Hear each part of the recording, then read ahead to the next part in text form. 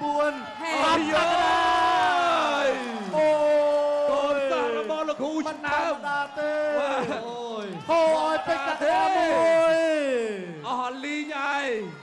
bàn bò phố nè đám tức mấy nhắc nhóm hào bùa nè và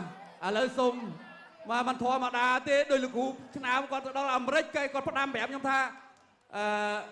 ពីឡុត ថា កូន សិស្ស ខ្ញុំ ត តា សន្លប់ ហៅ លេង លឺ បាន ចាញ់ ថា ត្រឹម តែ មក រាប់ ទេ អត់ អី ទេ បាទ អូ មិន ធម្មតា ទេ កាកដា ហើយ នៅ តែ ល្អ ដដែល បាទ ឥឡូវ សូម រូបភាព slow motion បាទ អា ដើម ទឹក សិន បាទ ដើម ទឹក ខ្ញុំ ឈរ កវី ក្បាល ណា បាញ់ មិញ ខ្ញុំ ឈរ កវី ក្បាល តា ណែ ទៅ ឆ្វេង ណែ ប៉ាំង ចុង សុញ បាទ ប៉ាំង ចុង សឹប ណា អត់ អី ទៅ ទៀត ហើយ ណែ ដូរ ទៅ ក៏ ដាក់ ខៅ ឆ្វេង បាទ រំង ប្រចាំ ឆ្វេង ស្រាំ កន្លែង នេះ ពី សូហ៊ីប បាទ កាប់ ចាន ឆ្វេង សមក វិញ ដូរ ណែ អា ស្រាម នេះ ចង់ ទៅ បាទ ដូច កាប់ ដើម ថ្នោត អលុំ យើង បាទ ដូច កាប់ ដើម ថ្នោត បលុំ យើង ណែ ខៅ ឆ្វេង ស្រាំ ទៅ ទៀត ហើយ អត់ អី ម៉ែ រង្វង់ ប្រចាំ ឆ្វេង ទៅ ទៀត បាទ ពី កក្កដា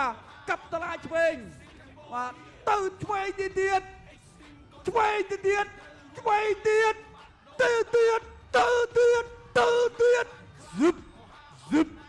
បាទ អូយ ឥឡូវ នេះ លោក គ្រូ ពេទ្យ កំពុង តែ ជួយ សម្រួល នឹង ពិនិត្យ ដល់ កីឡាករ សូហ៊ីប ហើយ កក្កដា មិញ គាត់ ប្រាប់ ខ្ញុំ ថា មិញ គាត់ ត្រូវ ភ្នែក ដែរ ចូល បាទ ដៃ កលៀប ភ្នែក ចូល ភ្នែក ហ៎ ម៉ា ដៃ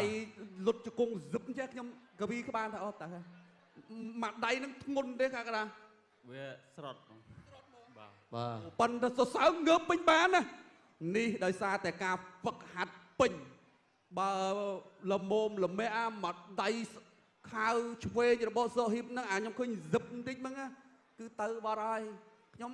ដល់ ពេល ខ្ញុំ ថា ចប់ អាណិត កក្កដា ខ្ញុំ ឈរ កវី ក្បាល មក សួរ លោក ដល់ ប្រអធិបាល ខ្ញុំ ឈរ កវី ក្បាល ចប់ ហើយ តែ ឥឡូវ នេះ